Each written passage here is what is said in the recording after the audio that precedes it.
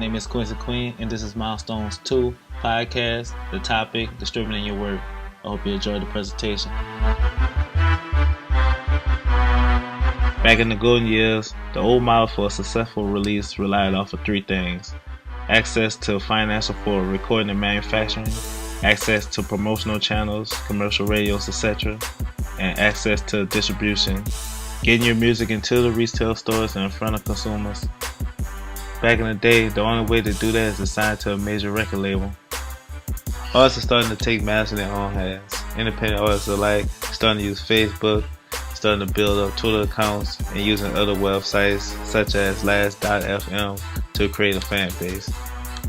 As an independent artist, paying for studio time could be very well expensive, so artists are starting to take matters in their own hands and buying into home studios for their own recording purposes.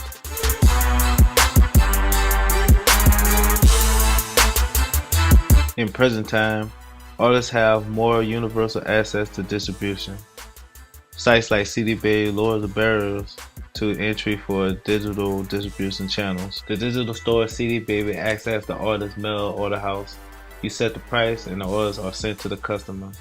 They also act as the digital aggregator, which means that if the artists want to sell albums at iTunes but want CD Baby to be the liaison, they will encode and deliver to all the major music stores: iTunes, Amazon, and all other third-party websites.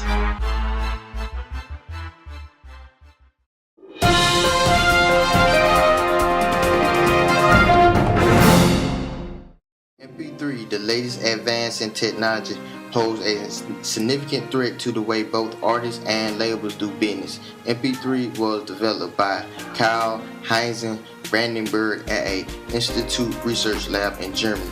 MP3 allows for an incredible opportunity to gain exposure faster and at a smaller cost than ever before. Artists would no longer be required to have an entire album, but could just market one or two songs to see how the audience responds before spending more time and money into producing an entire album. In 1998, Napster, the first peer-to-peer file trading system, launched and was popular on college campuses.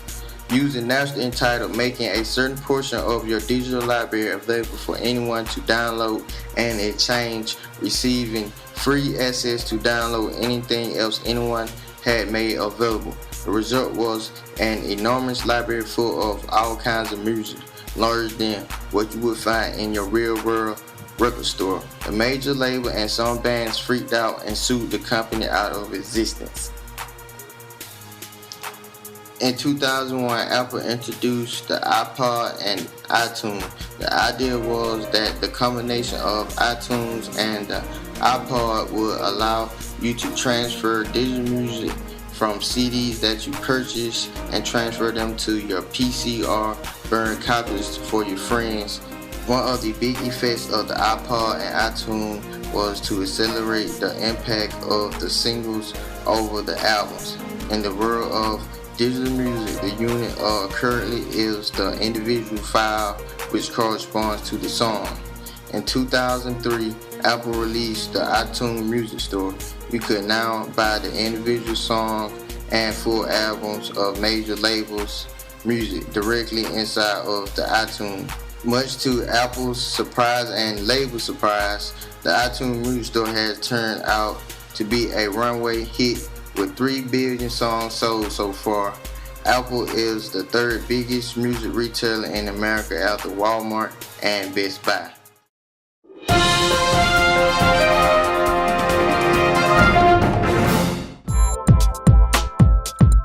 So what are some ways to help companies and corporations get not only their names out into the public, but also their products? One such way is known as advertisement. An advertisement can be anything from information on a bulletin board at a local event in the park to a billboard on the side of the road to a television commercial. Advertising can be a surefire way to aid in the distribution of one's products by letting the consumer know A, what exactly the product is, and B, how will that product benefit the consumer.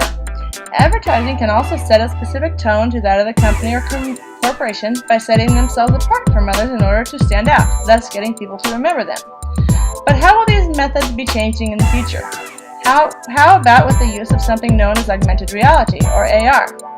AR has been around for a while, but the dynamics of this concept is always changing. Remember back in the day when you were watching your favorite football team on television and you first saw those yellow and blue yard lines marking where the downs were? Naturally, that yellow line was not there physically on the field, but only on the TV screen.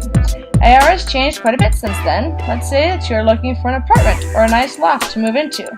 With augmented reality, this type of chore can be vastly simplified and even fun. With a phone app, you will be able to point your phone at an apartment building and see the available listings and the locations on your screen.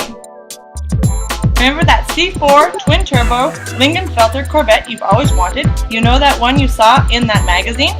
What if augmented reality could intensify that ad into a virtual 3D image which could appear before you and give you both a virtual tour of the car as well as a tutorial on the features of the vehicle as well? Founded in 1997, Vuzix Corporation created a type of glasses with technology-breaking potential. The corporation has a multitude of different types of glasses from the WRAP 920 ARs to the STAR ARs. Used by the defense, entertainment industry, and as well as advertising and marketing, these dynamic 3D type glasses have changed the face of augmented reality.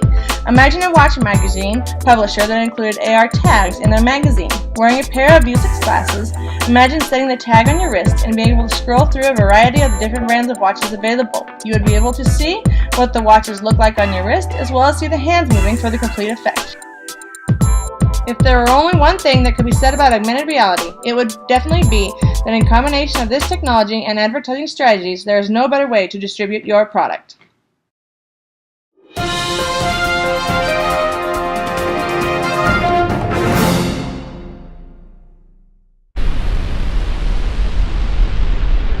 The Voyager spacecraft is hurtling through space carrying the music of J.S. Bach.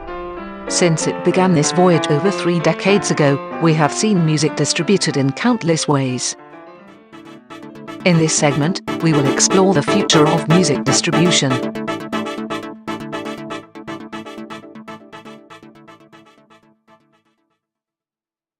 In 2011, Bjork revolutionized the music industry with the app Biophilia, allowing her fans to actively participate in the creative process.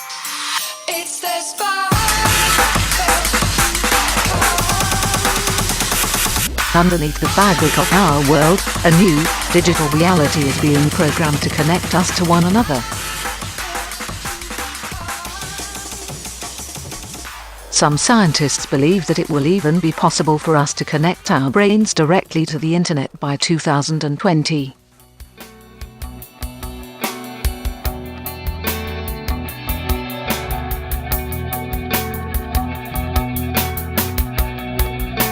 It is likely that J.S. Bach could not have imagined his music traveling through outer space. Even in 1977, it was difficult to imagine that one day, the Voyager spacecraft would reach the edge of our solar system.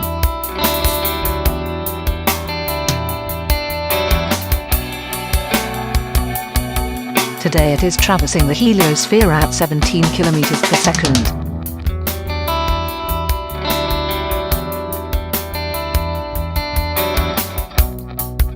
The future of music distribution is only limited by man's imagination and his ingenuity.